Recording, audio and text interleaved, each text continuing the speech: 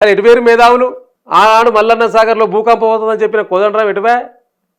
ఎందుకో మాట్లాడతలేవు నీళ్ళ గురించి అయిపోయింది నీకు 10 ఉన్నదా పోయింది అసలు ఆఫ్టర్ ఆల్ ఎమ్మెల్సీ పదవి కోసం మొత్తం వ్యవస్థను తాకట్టు పెట్టినావు కదా కోదండరాం మీరు ఎందుకు మాట్లాడతలేరు ఈరోజు మీరు ఎంతో గొప్పలని భావించిన మేము మాలాంటి నాడు ఉద్యమంలో ఉన్నాను మిమ్మల్ని గమనించిన వరే కేసీఆర్ తోటి పాటు తను కూడా నడుస్తున్నాడు ఒక మేధావి నడుస్తున్నాడని మీ అంటే మేము కూడా నడిచినాం కానీ నువ్వు ఇట్లా ప్రయోజనం తాకట్టు పెడతావు పదవుల కోసం అని మాకు తెలియదు ఆనాడో కేసీఆర్ పదవి ఇస్తే తీసుకోలేదు ఈనాడో ఆయన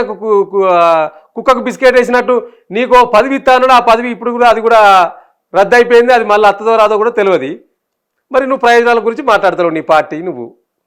ఏందో అర్థమైతే లేదు ఈ రాష్ట్రంలో ఇంకో వేరైనా పార్టీ రాజకీయ పార్టీ ఉన్నదా లేదా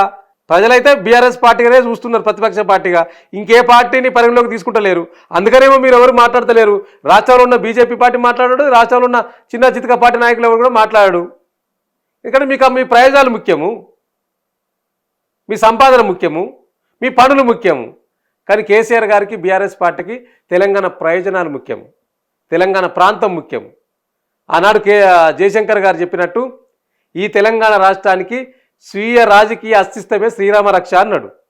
అందుకనే ఇలా రక్ష ఒక బీఆర్ఎస్ పార్టీ అనేది ప్రజలు భావిస్తూ ఉన్నారు కాబట్టి ఆ ప్రజల పక్షాన మేము కొట్లాడుతున్నాం